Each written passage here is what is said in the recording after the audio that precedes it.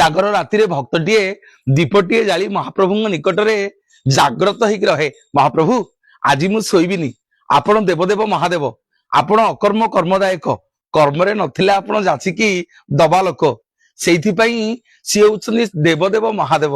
ଭକ୍ତ ପଚାରିଲା, କହିଲା ପ୍ରଭୁ ସମସ୍ତେ ତ ଦେବ, ଆପଣ କାହିଁକି ମହାଦେବ? ଥରେ ଗ୍ରହରାଜ ଶନୀଶ୍ୱରଙ୍କୁ ଆଜ୍ଞା ଦାୟିତ୍ୱ ଦିଆହେଲା, ହେ ଗ୍ରହରାଜ ତମେ ଯାଅ, ଯେତେ ଦେବତା ଅଛନ୍ତି ସବୁ ଦେବତା ମାନଙ୍କର ମୁରବୀ କିଏ ହେବ, ଦଳପତି କିଏ ହବ? ଗ୍ରହରାଜ ଶନୀଶ୍ୱରଙ୍କୁ ଆଜ୍ଞା ନିର୍ବାଚନ କମିଶନ କରିକିରି ପଠା ହେଲା ଯେ ତମେ ଆମ ଦେବତା ମାନଙ୍କ ଭିତରେ ଦେବଦେବ ମହାଦେବ କିଏ ସେ ହେବେ, ତାଙ୍କୁ ତମେ ବାଛିବ। ଶନୀଶ୍ୱର ମହାରାଜ ଚିନ୍ତା କଲେ, କହିଲେ ଆମ ଦେବତା ମାନଙ୍କ ଭିତରେ ମୁଖ୍ୟ ହେଲେ ଜଣେ ସୃଷ୍ଟିକର୍ତ୍ତା, ଜଣେ ପାଳନକର୍ତ୍ତା, ଜଣେ ସଂହାରକର୍ତ୍ତା। ଆଗ ଆଜ୍ଞା ପହଞ୍ଚିଲେ ବ୍ରହ୍ମାଙ୍କ ପାଖରେ, କହିଲେ ହେ ବ୍ରହ୍ମା, ଆପଣ ଆମ ଦେବତା ମାନଙ୍କ ଭିତରେ ଦଳପତି ହୁଅନ୍ତୁ। ବ୍ରହ୍ମା ପଚାରିଲେ, ପୁଅ ତମର କଣ କଣ କଣ୍ଡିସନ ଅଛି? ଶନି କହିଲେ, ଆପଣ କଣ ଖାଆନ୍ତି? ନା ମୁଁ ବାବାଜିଆ ଲୋକ, ଯୋଉଠି ଅରୁଆ ଡାଲମା ଯୋଡେ ଦବ ମୁଁ ସେଇଠି ଖାଇକିରି ଶୋଇପଡିବି। ନା ଆପଣ ଯୋଉଥିରେ ଯିବା ଆସିବା କରନ୍ତି ଆପଣଙ୍କର ବାହନ, ସିଏ କଣ ଖାଏ? ନା ମୋ ବାହନ ନା ହଂସ, ସିଏ କିନ୍ତୁ ମୁକ୍ତା ଖାଏ। ଶନୀଶ୍ୱର ମହାରାଜ କହିଲେ ପ୍ରଭୁ ଆପଣଙ୍କ ବାହନ ଯଦି ମୁକ୍ତା ଖାଇବ ଆମେ କୋଉଠୁ ଆଣିକି ଖାଇବାକୁ ଦବୁ? ଆମ ଦେବକୋଷରେ ରାଜକୋଷରେ କୋଉଠୁ ଏତେ ଅର୍ଥ ଆସିବ?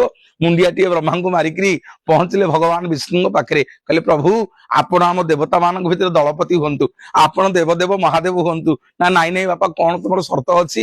ନା ଆମର ସର୍ତ୍ତ ଆଜ୍ଞା ଆପଣ କଣ ପିନ୍ଧନ୍ତି? ଭଗବାନ ବିଷ୍ଣୁ କହୁଛନ୍ତି, ହେ ଶନୀଶ୍ୱର ମୁଁ ପିତବସନ ମନମାଳି, ଏ ବାପା ମୁଁ ଖାଇଲା ବାଲା ପିନ୍ଧିଲା ବାଲା, ଖାଉଥିବି ପିନ୍ଧୁଥିବି ଖାଉଥିବି, ମୋ ପାଇଁ ତମ ରାଜକୋଷରେ କିଛି ଅର୍ଥ ରହିବନି, ସବୁ ଖର୍ଚ୍ଚ ହେଇଯିବ, ମୋ ପାଇଁ ବହୁତ ଖର୍ଚ୍ଚ। ଶେଷକୁ ଗ୍ରହରାଜ ଶନୀଶ୍ୱର ଆଜ୍ଞା ଭଗବାନ ବିଷ୍ଣୁଙ୍କୁ ମୁଣ୍ଡିଆଟିଏ ମାରିଲେ, ଯାଇକି ଶ୍ମଶାନରେ ପହଞ୍ଚିଲେ। ଖୋଜିଲେ ଦେବଦେବ ମହାଦେବ କୋଉଠି ଅଛନ୍ତି। ପ୍ରଭୁ ସଂହାରକର୍ତ୍ତା ଶଙ୍କର ଭଗବାନ ଦେଖିଦେଲେ, କହିଲେ ଆରେ ଶନି କଣ ଆସିଲାଣି? ଶନିକି ଯାଇକି ଦେଖାଦେଲେ, ମୁଣ୍ଡିଆଟିଏ ଗ୍ରହରାଜ ଶନୀଶ୍ୱର ମାରିଲେ ଦେବଦେବ ମହାଦେବଙ୍କୁ, କହିଲେ ପ୍ରଭୁ ଆପଣ ଆମ ଦେବତା ମାନଙ୍କ ଭିତରେ ଦଳପତି ହେବେ, ପ୍ରଭୁ ଆପଣ ଦେବଦେବ ମହାଦେବ ହେବେ। ନା କଣ କଣ ତମର କଣ୍ଡିସନ ଅଛି? ନା ପ୍ରଭୁ ଆପଣ କୋଉଠି ରୁହନ୍ତି?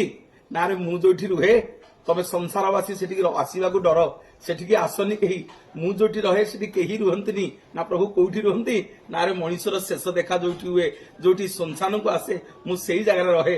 ଶନୀଶ୍ୱର କହିଲେ ଯାହା ହଉ, ଇଏ ଦେବଦେବ ମହାଦେବ ଯୋଉଠି ରହିବେ ଆମର ଆଉ ଟେନସନ ନାହିଁ। ନା ପ୍ରଭୁ ଆପଣଙ୍କର ଯିବା ଆସିବା ପାଇଁ କଣ ଖର୍ଚ୍ଚ?